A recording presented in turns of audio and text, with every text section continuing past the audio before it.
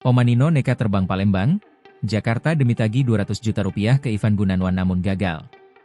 Rekam jejak Omanino, nenek asal Palembang, Sumatera Selatan yang viral bertemu Ivan Gunawan hingga tagih uang Rp200 juta. Kala itu Omanino meminta bantuan Ivan Gunawan alih-alih menagih janji akan menebus kebunnya Rp200 juta untuk membuat kafling. Bahkan Omanino menyinggung dirinya rela ke Jakarta demi mendapat bantuan artis tersebut. Hingga kini, video Omanino seolah menagih janji minta bantuan ke Ivan Gunawan menuai sorotan warganet. Jauh sebelum menagih janji minta bantuan ke Ivan Gunawan, ternyata aksi Omanino pernah mengemis meminta dibelikan mobil ke Raffi Ahmad. Hal itu lantaran video terbarunya di TikTok Oma_Nino pada 20 Januari 2025, secara terang-terangan meminta Raffi Ahmad membelikannya mobil listrik mewah seharga Rp419 juta.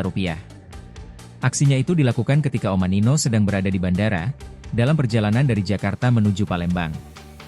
Saat itu, Omanino mengaku baru saja bertemu dengan wakil presiden untuk menyuarakan masalahnya. Namun Omanino mengaku belum ada jawaban dan solusi dari Wapres. Setelah itu, tanpa basa-basi Omanino langsung menodong Raffi Ahmad untuk membelikan mobil mewah itu untuknya. Tanpa ragu, Omanino pun mencoba duduk di kursi sopir mobil tersebut dan menanyakan detail kepada sales. Setelah mendengar harga mobil tersebut, Omanino spontan agar Raffi Ahmad bersedia membelikan mobil tersebut. Omanino juga menyebut dirinya mungkin membeli mobil itu bila tanah miliknya laku terjual.